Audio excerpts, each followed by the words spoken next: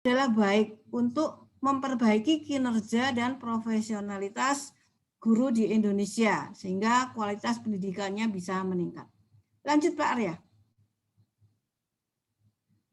Tuntutan yang paling memberatkan, nah ini yang paling memberatkan bagi Bapak Ibu guru sehingga karirnya bisa tidak bisa lancar, ini adalah pemenuhan unsur pengembangan keprofesian berkelanjutan atau disingkat dengan PKB melalui publikasi ilmiah, PI dan karya inovatif ya, dan KI. Nah, ini betul-betul menjadi berat buat Bapak Ibu guru karena mungkin Bapak Ibu guru ya mungkin kesibukannya mengajar 24 jam sehingga nggak ada waktu atau mungkin keterbatasan akses ilmu-ilmu untuk melakukan penelitian dan seterusnya.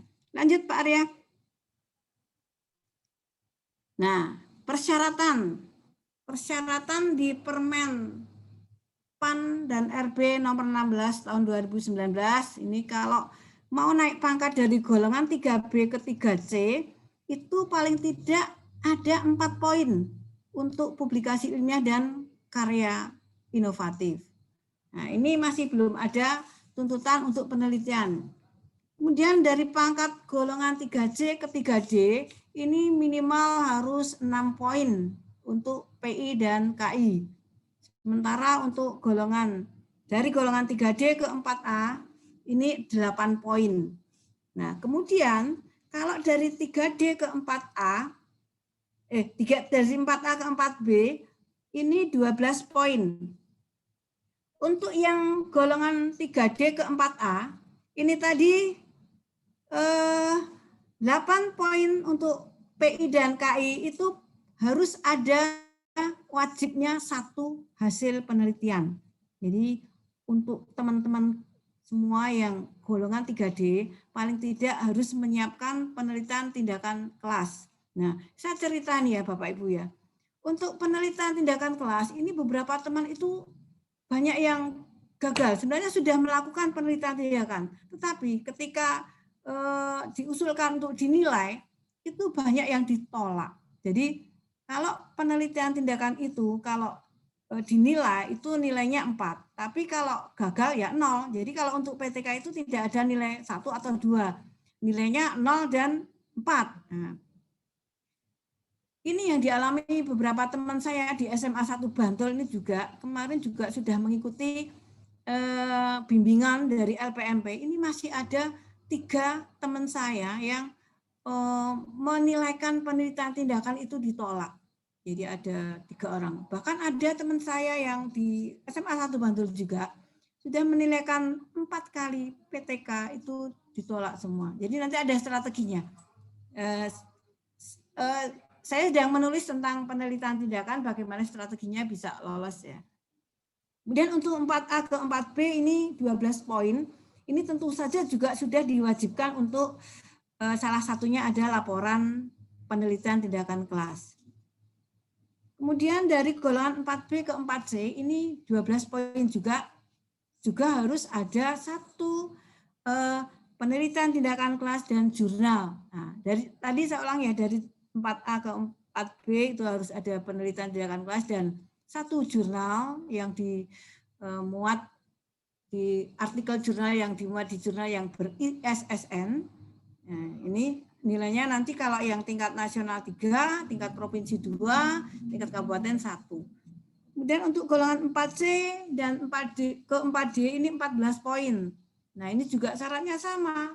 Harus ada minimal 1 laporan hasil penelitian tindakan kelas dan 1 jurnal yang dimuat di jurnal ISSN dan 1 buku ya. Ini kalau untuk 4, kenapa saya merah ini ya? Ini harus ada 1 buku yang ber-ISBN. Ya, entah itu buku pelajaran, entah itu buku bidang pendidikan. Lanjut tadi untuk yang 4E itu ada 20 ya, minimal 1 laporan hasil penelitian tindakan kelas dan 1 artikel jurnal dan 1 buah buku. Berikutnya lanjut Pak. Tadi. Oke, lanjut bawahnya. Ya, jadi kesimpulannya, oh ya, tolong kembali ke tadi ya, yang tadi. Untuk yang mau naik dari, ini ya ada keterangannya, dari 4C ke 4D, ini wajib melaksanakan presentasi ilmiah. Jadi tetap harus, karena yang terakhir nih ya, yang ini yang saya tandai merah ini memang agak berat persyaratannya. Lanjut. Nah, dari pemaparan di atas kita tahu bahwa kesimpulannya permasalahan yang dialami oleh Bapak Ibu guru ya, yang menjadi persoalan utama adalah membuat karya tulis. Apalagi yang bersifat ilmiah, ternyata bukan pekerjaan yang mudah bagi guru. Hal ini menjadi masalah nasional di tanah air kita. Seperti yang saya sampaikan tadi, bahwa dari data Disdikpora tahun 2020 ada sebanyak 5.988 Bapak Ibu guru yang berhenti di golongan 4A. Berikutnya, sebagian besar guru mengalami kesulitan untuk memperoleh angka kredit dari KTI ini. Akibatnya proses kenaikan jenjang kepangkatan menjadi terhenti pada jenjang tertentu. Nah, terutama yang 4A ini biasanya sudah banyak yang berhenti di sini ya, terbukti sudah membengkak ini. Sudah 5.900, hampir 6.000 ya, hampir 6.000. Nah, ini kalau mungkin nilai persyaratan untuk angka kreditnya yang lain mungkin melebihi ya. Kalau 4A ke 4B itu sekitar 550, mungkin nilai angka kreditnya yang lain banyak. Mungkin bisa 600, 700. Nah, tetapi untuk unsur PI dan KI ini berhenti karena tidak bisa naik karena terkendala oleh karya tulis. Lanjut, Pak. Nah, saya berusaha ya paling tidak ini juga kenapa motivasi saya ini menulis buku. Sebenarnya judul awal yang saya buat ini adalah strategi guru BK untuk bisa naik pangkat. Ini sebenarnya untuk memotivasi diri saya juga, di samping tujuannya juga memperoleh angka kredit, karena terus terang aja ya, untuk menulis buku ini sebenarnya lebih mudah daripada menulis penelitian ya. Kalau penelitian itu udah kalau nggak konsentrasi betul ini kita berat ya. Nulis penelitian itu bisa pusing karena banyak sekali, itu saja kadang-kadang masih ditolak. Sudah ikut bimbingan ke LPMP, bayar 850, kemudian juga mikirnya udah berat, lembur-lembur, ngeprintnya banyak, rangkap 3, biaya banyak, kadang-kadang ditolak. Nah, makanya saya lebih cenderung udah nulis buku aja, bagaimana bisa, kalau nulis buku pendidikan kayak begini, kalau sudah ber-ISBN, insya Allah tidak akan ditolak, karena yang dilihat adalah ISBN-nya. Kalau udah ada ISBN, otomatis nanti akan dinilai 3 oleh tim penilai. Buku yang saya tulis ini dengan judul Guru BK Cepat Naik Pangkat Mau. Nah, ini judulnya sudah diubah sama penerbitnya ya, biar ada semacam nilai jual gitu. Merupakan solusi.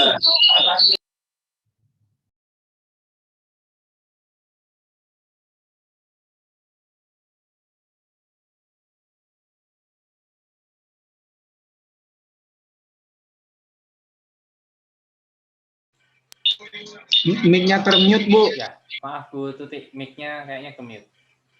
Oh, iya. Oh, ke-mute ya, mohon maaf ya. Berarti sampai mana tadi ya? Oke, buku ini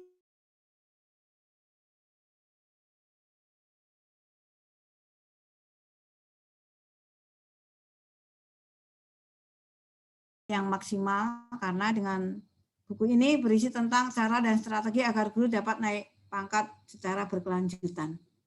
Itu ya. Lanjut, Pak. Oke. Pembahasan pada buku yang saya tulis secara detail dari mulai susunan kepangkatan. Jadi sebelum kita ke pangkat yang kita ya, guru ini saya mengulas tentang susunan kepangkatan dan golongan, jenjang jabatan fungsional guru, kemudian cara mudah guru naik pangkat sampai dengan contoh. Di sini ada contoh-contoh kerangka laporan karya ilmiah dan format laporannya. Lanjut, Pak. Nah, harapan saya dengan buku yang saya tulis ini bisa menjadi motivasi dan panduan bagi para guru secara umum dan guru BK khususnya untuk merencanakan kenaikan pangkatnya dan dapat naik pangkat tanpa kendala apapun.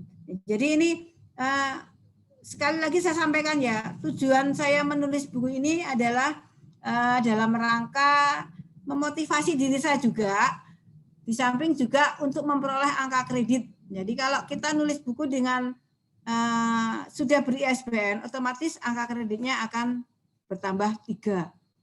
Nah, kalau penelitian itu, penelitian juga ada syaratnya nih ya Bapak Ibu ya, ada dalam kebijakannya. Ini untuk catatan penting harus kita ingat. Jadi jumlah publikasi yang berbentuk diktat, karya terjemahan atau tulisan ilmiah populer ini paling banyak 3 buah.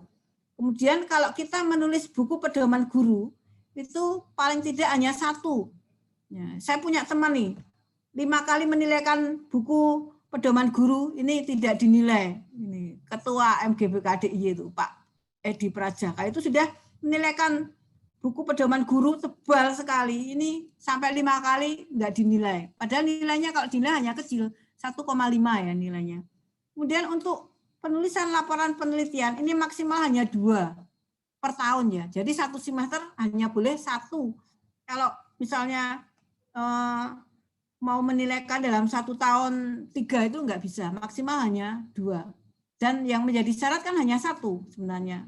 Yang penting ada 1 penelitian tindakan kelas saja sudah bisa memenuhi syarat dan 1 artikel jurnal yang dimuat di jurnal ber-ISSN. Kemudian untuk karya inovatif ya, itu maksimal hanya 50% dari angka kredit yang dibutuhkan. Jadi ada aturannya. Lanjut Pak. Nah, tadi gambaran ringkas dari buku yang saya tulis ini ya, buku saya yang saya tulis ini kita karena saya guru BK, jadi di sini saya memaparkan tentang pengertian guru BK, siapa guru BK itu. Walaupun sebenarnya ini untuk umum ya, tidak hanya untuk guru BK, untuk semua guru ini di sini ada.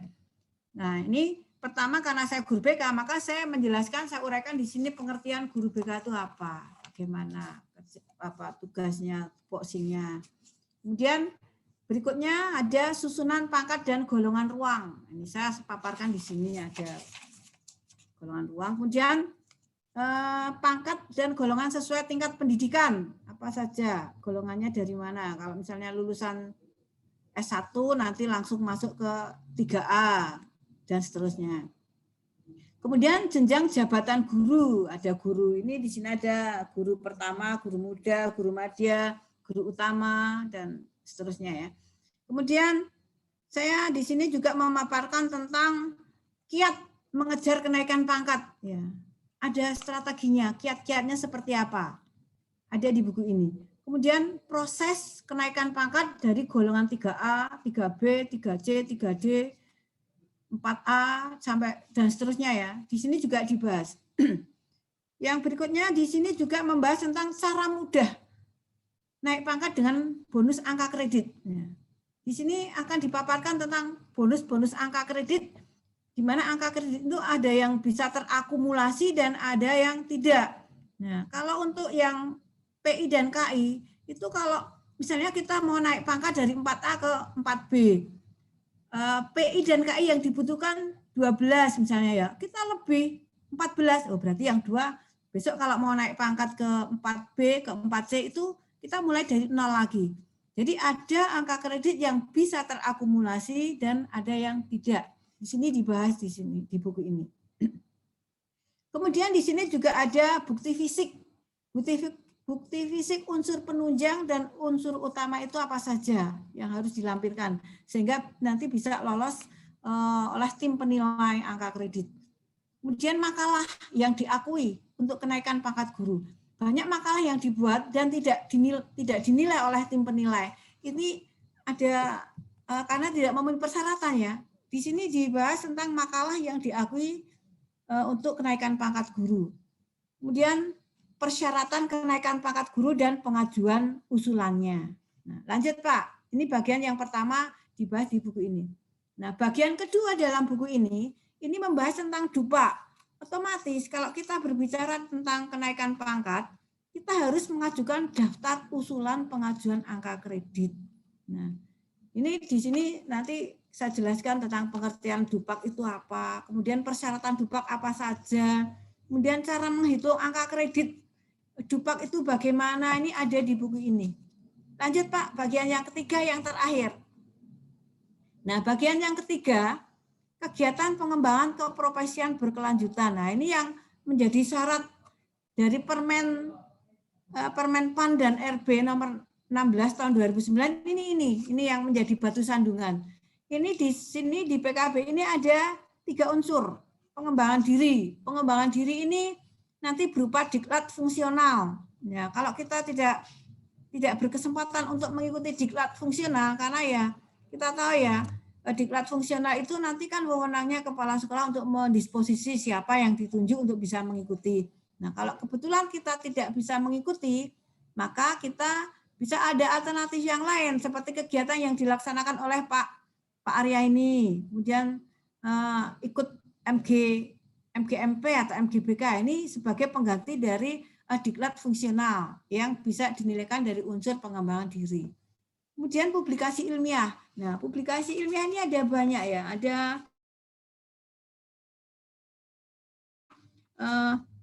ada 3 kelompok publikasi ilmiah nih ya. Yang pertama itu presentasi pada forum ilmiah. Jadi kalau kita punya jadi narasumber, kemudian kita bisa mempresentasikan, ada bukti makalahnya, ini bisa termasuk dalam publikasi ilmiah. Kemudian yang berikutnya publikasi hasil penelitian PTK ya, atau gagasan inovatif pada bidang pendidikan. Nah, ini syaratnya juga harus diseminarkan. PTK itu harus diseminarkan dan ditaruh di ada surat keterangan dari perpustakaan sekolah. Jadi ditaruh di perpustakaan sekolah itu tujuannya untuk publikasi biar bisa dibaca oleh orang lain. Jadi ini. Kemudian yang ketiga ada publikasi buku teks, buku pelajaran atau pedoman guru atau buku bidang pendidikan. Nah, ini ada 3 publikasi ilmiah yang bisa kita lakukan. Nah, kalau publikasi ilmiah hasil penelitian, ini ada 4 kelompok. Nah, ada 4 kelompok yang masuk pada penelitian ya. 1 laporan hasil penelitian. Nah, ini laporan hasil penelitian yang tebal itu ya, nanti banyak itu. Kemudian tinjauan ilmiah itu juga bisa dinilaikan. Kalau laporan hasil penelitian itu nilainya nanti 4 poin. Kalau dinilai ya, kalau gagal ya 0. Jadi nanti ada strateginya Bapak Ibu ya. Kalau Bapak Ibu itu menilaikan penelitian tindakan kelas, kemudian ditolak, tentu saja ada revisi-revisi. Saran saya adalah ada alternatif. Bapak Ibu mau revisi atau mau bikin judul yang baru. Saran saya adalah Bapak Ibu merevisi saja. Karena apa? Pengalaman teman saya, ketika tidak dinilai ditolak, dia bikin baru. Sampai 4 kali dia tetap ditolak. Tetapi beberapa banyak teman-teman yang hasil penelitiannya ditolak, kemudian ada revisi, kemudian direvisi. Kadang-kadang revisian itu enggak dilihat secara detail. Kalau sudah di depan, di cover itu sudah revisi gitu, insya Allah ya akan dinilai. Nah, seperti itu ya. Lanjut Pak. Kayaknya udah selesai nih ya dari saya. Jadi nanti kita diskusi aja. Jadi Bapak Ibu saya juga tadi saya sampaikan ya, kalau saya cenderung lebih nulis buku ini karena nilainya ada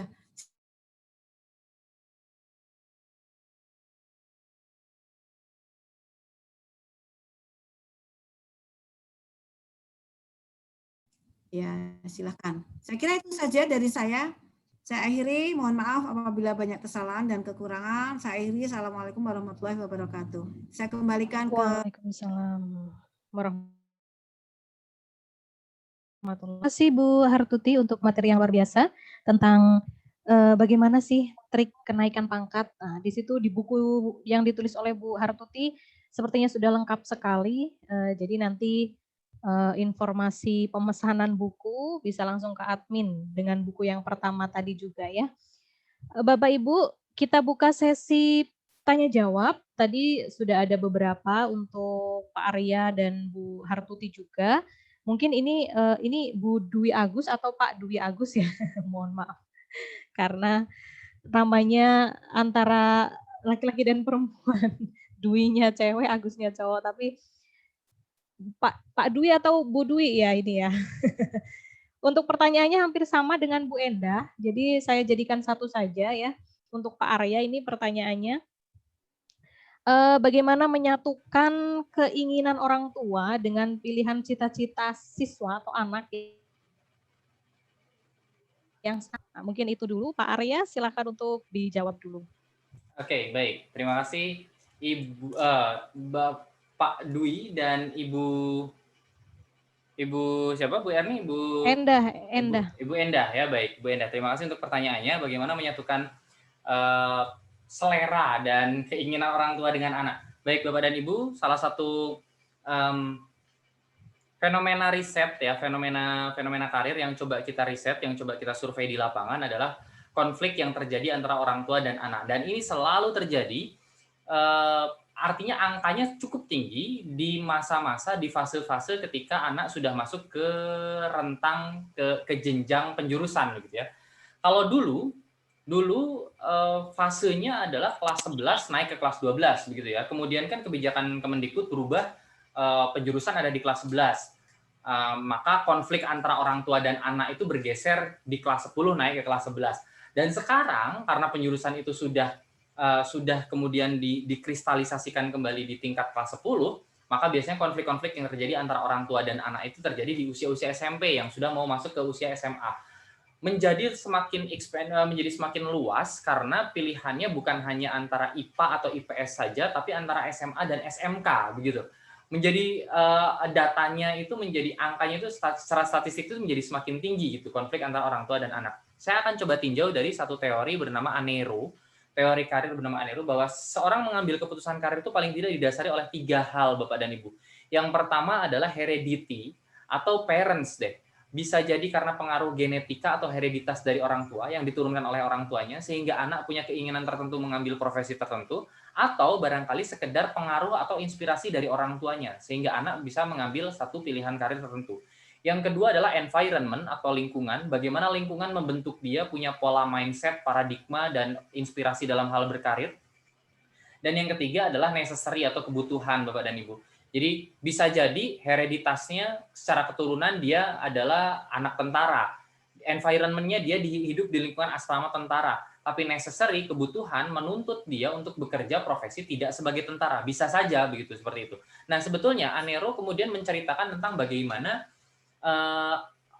orang tua juga punya kontribusi dan andil dalam hal menentukan karir anak. Tapi Bapak dan Ibu, riset kami juga mengatakan bahwa ketika anak, kami coba survei gitu ya, anak yang mengambil satu pilihan karir tertentu, pilihan jurusan tertentu semata-mata hanya menuruti keinginan orang tua dan tidak didasari oleh keinginan pribadi anak tersebut, maka dia gagal dalam hal studi ataupun dalam hal berkarir.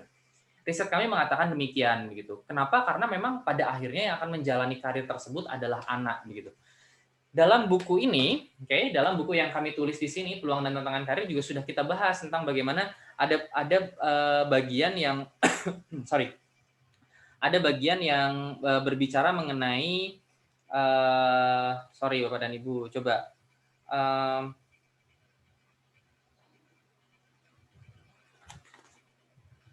konflik pengambilan keputusan karir ya. Kita berbicara mengenai konflik pengambilan keputusan karir, di mana konflik antara orang tua dan anak.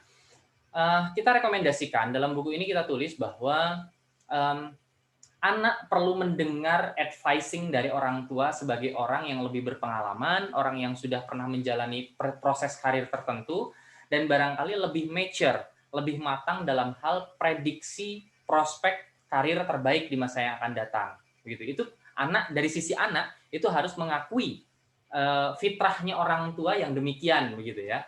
Kemudian tapi kembali lagi dari perspektif orang tua, di buku ini kita rekomendasikan bahwa Bapak dan Ibu jangan keras-keras lah pada putra-putrinya Jangan keras-keras pada anak-anaknya, karena toh yang nantinya yang akan menjalani proses studi dan proses karir tersebut adalah anak begitu.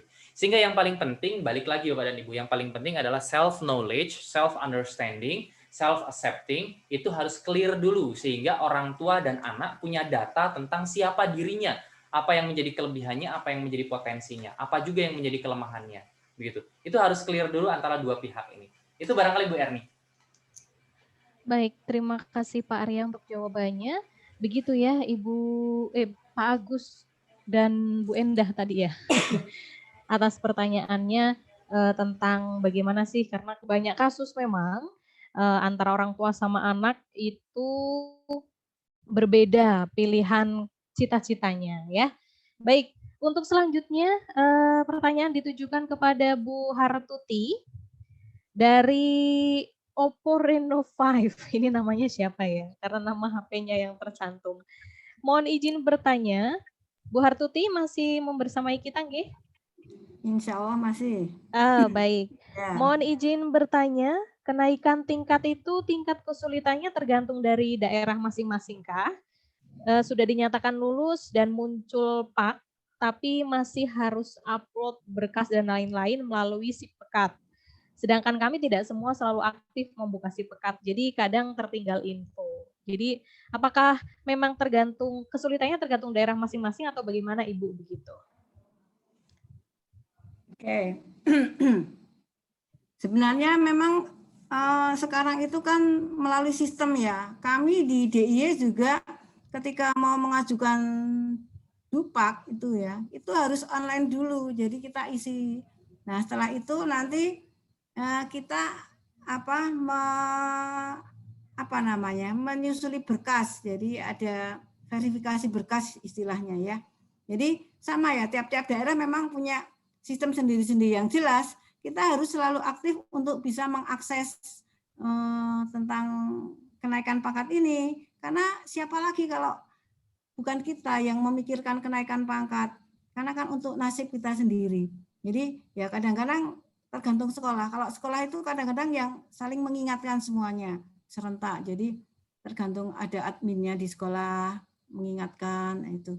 Jadi ya ini tergantung sekolahnya juga. Kalau sekolahnya itu saling peduli satu dengan yang lain, biasanya kami serentak begitu. Dan ini kalau DIY itu dibatasi.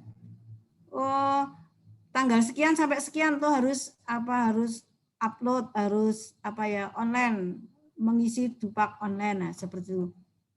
Jadi ya solusinya memang kita harus aktif karena eranya sekarang tuh apa-apa online ya, jadi harus rajin-rajin membuka si pekat. Nah, kalau kita ya SKP online seperti itu ya.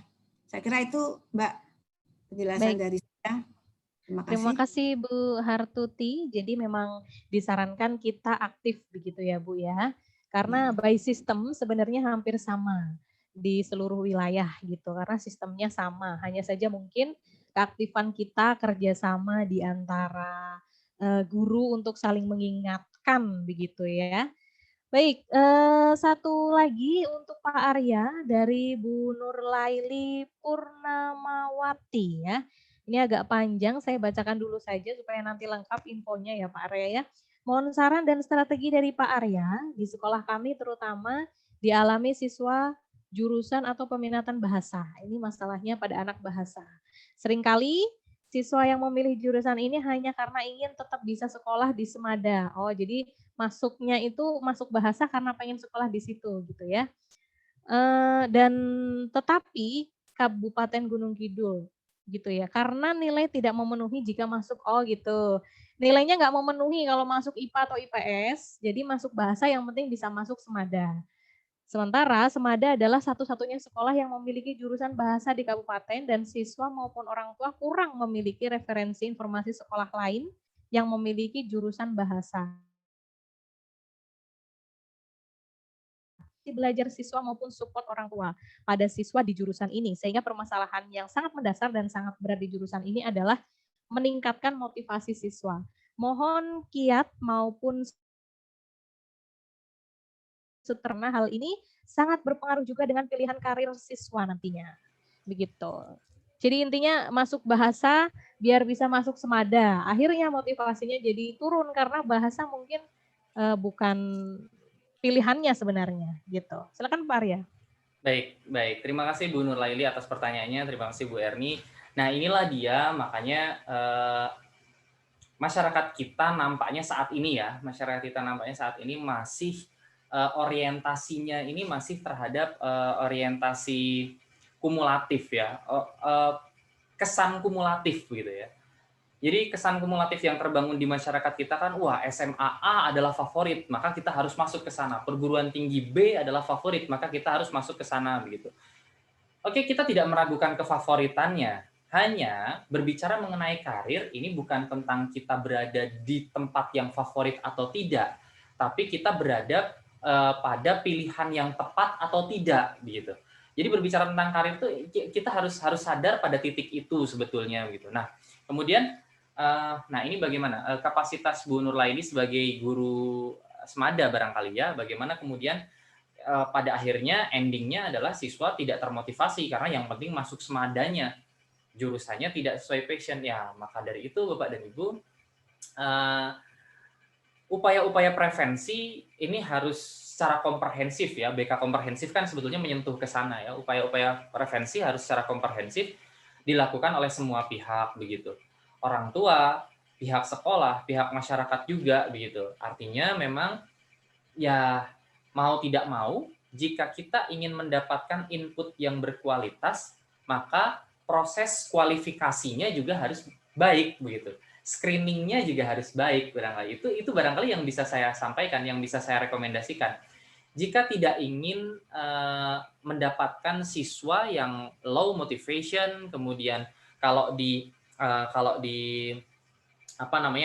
level hierarki Maslow itu dia ada pada level loser or campers gitulah ya, mudah menyerah dan sebagainya, tidak ada motivasi dan inspirasi untuk mengembangkan diri dan sebagainya, ya maka screeningnya juga harus qualified gitu. Maka masuk Semada silahkan, tapi betul-betul yang kualifikasi bahasanya baik begitu, sehingga paling tidak dengan modalitas potensi yang baik dia akan mampu menjalani studi dengan baik begitu.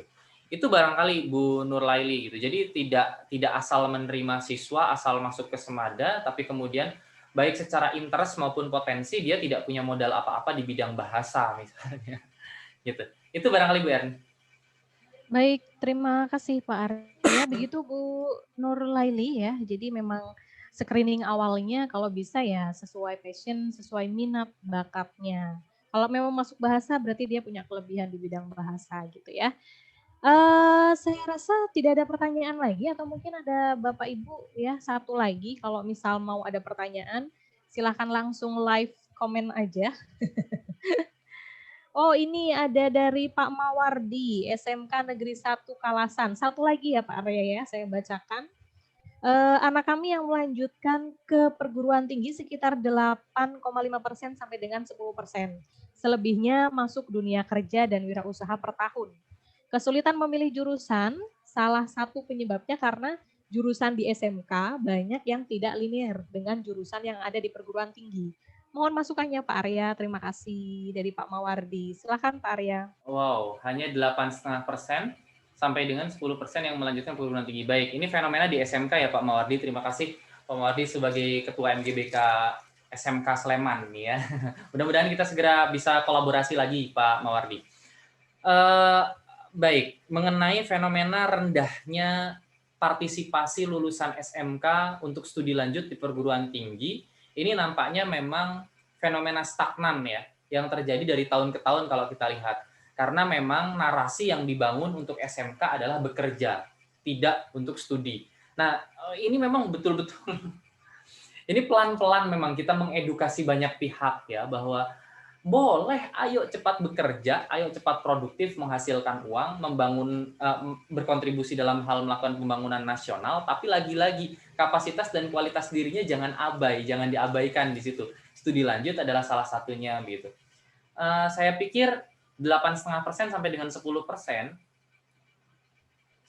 hanya itu yang masuk ke perguruan tinggi dan selebihnya masuk ke dunia kerja. Perlu dikaji kembali Pak Mawardi apakah apakah sisanya, berarti sekitar 90%-nya yang bekerja itu karena memang tidak linier, apakah hanya karena tidak linier saja di perguruan tingginya, atau memang satu karena latar belakang finansial yang itu kebanyakan menjadi reasoning masyarakat kita ya, nggak mau lanjut lah, nggak ada biaya kalau buat kuliah, padahal belum mencoba mengupayakan mengakses beberapa dana beasiswa yang ada misalnya.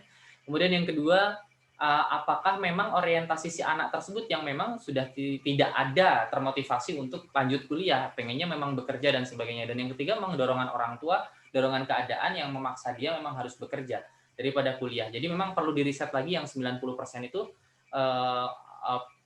bekerja itu karena apa begitu. Kalau mengenai linearitas, saya pikir 3.000 perguruan tinggi dengan berbagai latar belakang fakultas dan program studi yang ada di Indonesia itu tidak menjadi reasoning, tidak menjadi alasan ketidakliniaran. Saya pikir perguruan tinggi itu, jadi saya pernah terlibat dalam kasus pendirian program studi ya di perguruan tinggi.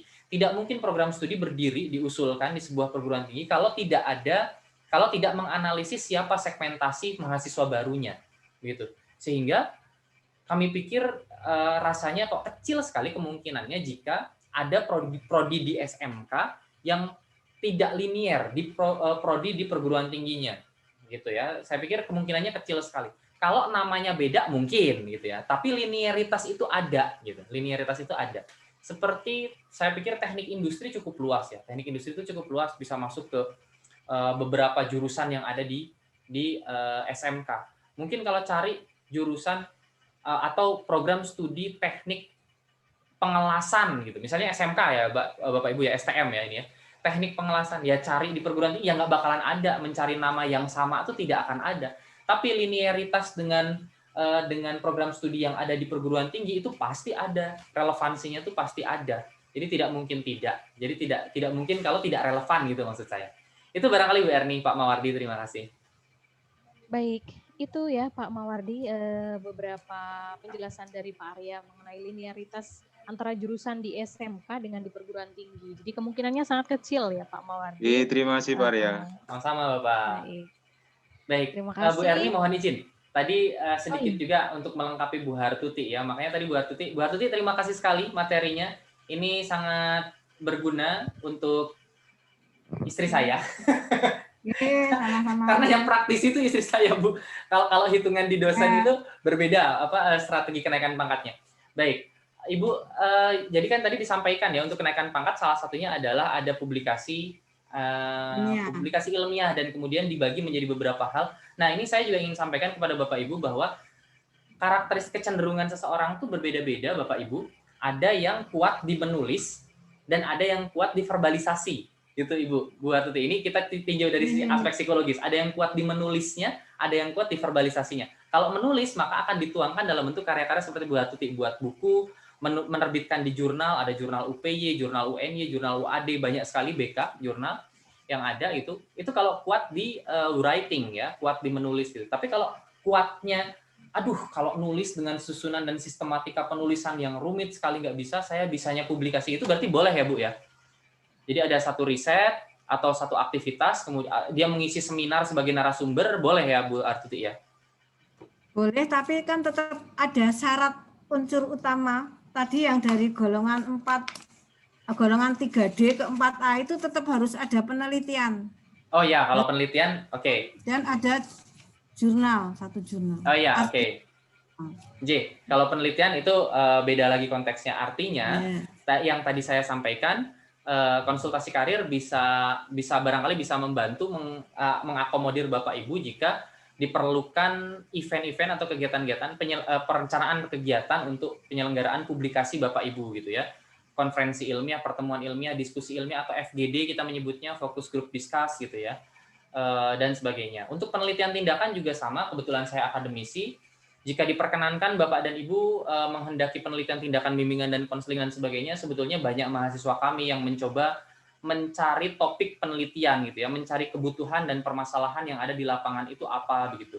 Itu sebetulnya bisa dikolaborasikan dengan mahasiswa kami terjunkan mahasiswa kami untuk lakukan riset di perguruan tinggi gitu. Tapi kurang tahu bagaimana batasan-batasannya Bu Hartuti barangkali yang jauh lebih perso ya. Sejauh apa kemudian Bapak Ibu guru BK mampu berkolaborasi dengan mahasiswa penelitian? Nah, sebenarnya gini Pak Arya, kalau untuk penelitian tindakan itu memang kalau idealnya memang harus ada kolaboratornya. Nah, terutama dari kayak Pak Arya ini bagus jadi kolaborator nanti untuk para guru sehingga bisa digunakan untuk kenaikan pangkat Bapak Ibu guru, dan dari Pak Arya mungkin bisa untuk hukum juga ya Pak ya. Nah, mungkin kalau Bapak Ibu guru ini lemah di teori, nah ini mungkin dari pihak perguruan tinggi, akademisi di perguruan tinggi ini bisa saling apa ya, take and give lah. Jadi simbiosis mutualisme gitu. Jadi harapan kami memang harus ada kolaborasi antara Bapak Ibu guru yang di sekolah praktisi kemudian dengan perguruan tinggi dari segi teorinya. Baik, sip. Terima kasih Bu Tuti. Dengan senang hati Bapak dan Ibu kami terbuka jika Bapak dan Ibu menghendaki untuk kebutuhan kenaikan pangkat Bapak Ibu, untuk kebutuhan pengembangan diri Bapak Ibu maupun siswa-siswi Bapak Ibu juga konsultasi karir hadir insya Allah siap mengakomodir itu. Termasuk mungkin kita akan coba setting mahasiswa saya di perguruan tinggi saya untuk membantu proses-proses penelitian tindakan, bimbingan dan konseling. Baik, itu aja Bu Erni. Terima kasih. Saya kembalikan ke moderator. Baik, terima kasih Pak Arya dan Bu Hartuti. Akhirnya kita berada di penghujung acara. Kita melewati angka 30 menit ya, tidak apa-apa karena maaf, asik sekali diskus. Bu Erni, maaf, ini saya kirimkan link ya untuk Bapak dan Ibu di kolom chat Zoom untuk mengisikan link ini sebagai daftar hadir presensi untuk penerbitan sertifikat nanti di Google Form. Silakan.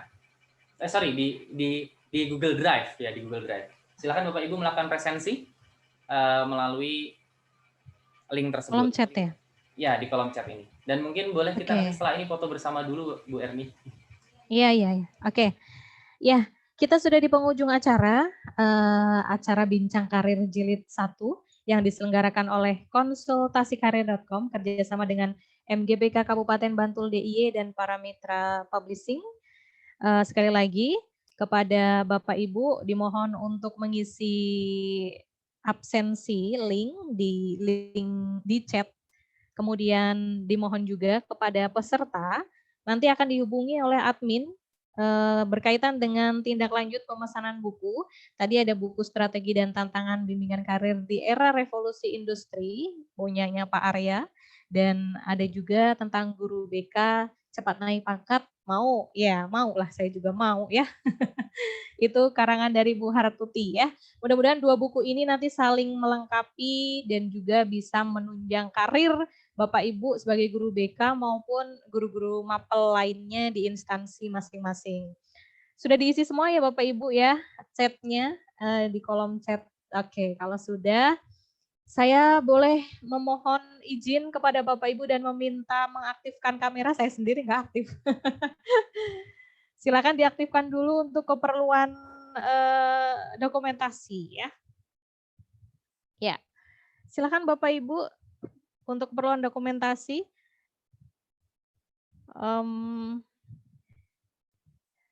Ya. Oppo Reno 5 ini siapa dan Galaxy A31 ini mau jual HP ya Pak ya. Silakan. Ibu Endah juga ya, Pak Arif, Bu Ika Putri, mohon izin. Ini untuk slide pertama dulu mungkin ya. Pak Rahmat dari Kaltim ini Kalimantan Timur. Halo, Assalamualaikum. Jauh kali Pak ya. Terima kasih sudah ikut bergabung. Ya, bisa. Oke, siap ya? Siap. Silakan ke kamera dengan senyum termanis dan terindahnya. 1, 2. Ya, sebentar ya Pak ya. Sabar sebentar Pak. 1, 2, 3. Oke, terima kasih untuk slide pertama. Slide kedua, sebentar. Dari Pak Mawardi sampai Bu Pika Wardani ya. Ini yang belum mengaktifkan Bu Ina, Terus Bu Siti Maria Ulfa, silakan diaktifkan terlebih dahulu. Ya, kita mulai. Oke, senyum Pak, Bu ya. 1, 2, 3. Oke, terima kasih Bapak Ibu untuk pertemuan yang sangat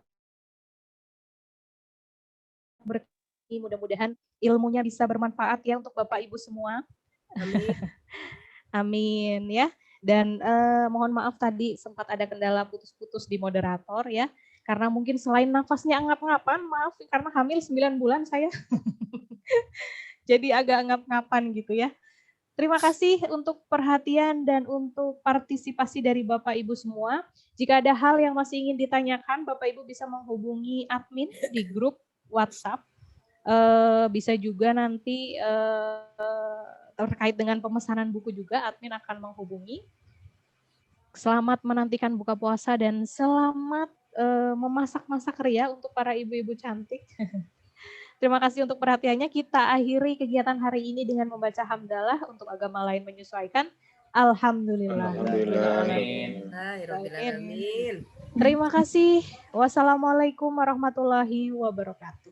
Waalaikumsalam. Terima kasih banyak Bapak dan Ibu. Terima kasih banyak atas partisipasinya. Bapak Terima narasumber. kasih Pak. Terima kasih Terima Ibu. kasih Terima Bu. kasih. Mohon live, Ibu. Monggo, terima kasih partisipasinya.